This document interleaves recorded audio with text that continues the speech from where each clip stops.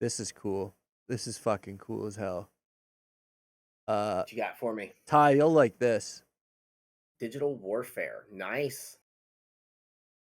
Because what is a sanction?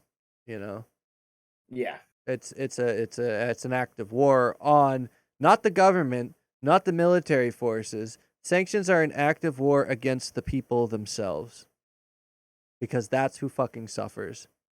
Yep. Uh, yeah. I mean, did you read the last one? Did I read? I read the last one. Yeah, Okay. I read the Konami fucked up shit. Okay.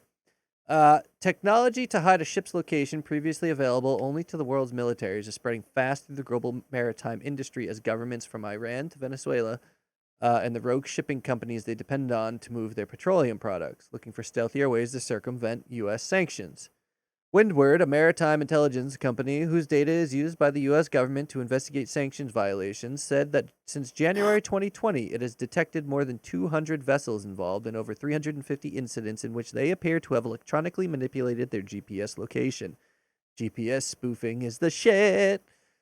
This is out of hand right now, Matan Peld, co-founder of Windward and former Israeli naval officer, said in an interview. It's not driven by countries or superpowers. It's ordinary companies using this technique. The scale is astonishing. It's gonna make shipping bad stuff a whole lot easier. Not even bad stuff, man. Just basic food and fucking Yeah. shit to places that can't get it because of our stupid fucking sanctions trying to punish their leaders for whatever bullshit we fucking come up with this week. I don't, Oh, you know. But they said U.S. authorities have been slow to catch on the spread of technology that has been part of the electronic warfare arsenal for decades, but it is only now cropping up in commercial shipping with serious national security, environmental, and maritime safety implications. Windward was able to identify ships using technology that detects digital tracks that don't correspond to actual movements, such as hairspin turns at breakneck speed or drifting in the form of perfect crop circles. that's great. That's fucking awesome.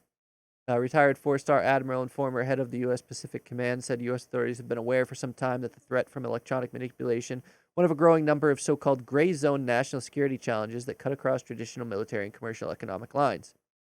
Anytime you can deceive somebody into believing you're somewhere where you're not is concerning, said Fallon, who is now a board member of the American Security Project, a Washington think tank. It illustrates the extent to which people who don't have any scruples are willing to go to achieve their objective and the ease with which they can do it.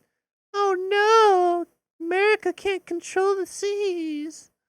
Oh no! That's basically what it means. Yeah. Rogue vessels leave false tracks to avoid detection, which is fantastic. Experts say such websites can easily be tricked since they partly rely on data gathered from thousands of amateur base stations that function like police radio scanners picking up maritime movements. It's basically like onion routing and Yeah. Tor for GPS tracking. Yeah. Basically kind of seems like they're complaining because they've got technology that nobody's bothered to update in years, and it's finally made its way into regular hands, and they're like, shit. Right.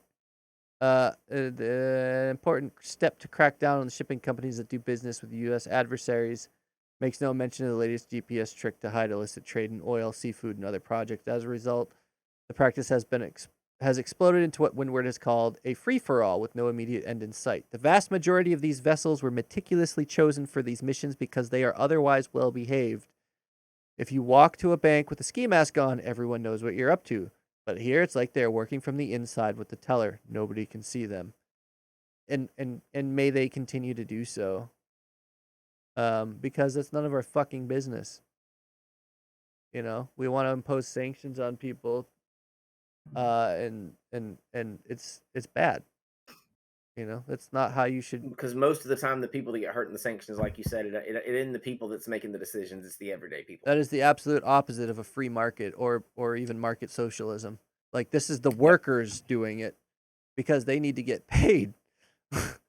You know, they need to Yep. survive. They want to fucking they have a job to do, and it's shipping things across the fucking ocean. And America can't seem to leave people fucking well enough alone. Valid point, sir. Valid point. Yeah. Maybe if you stopped intentionally trying to look for people, they wouldn't try to deceive you by tricking you they're somewhere where they're not. Right. Yeah. If you stop fucking with people, maybe this wouldn't be a problem.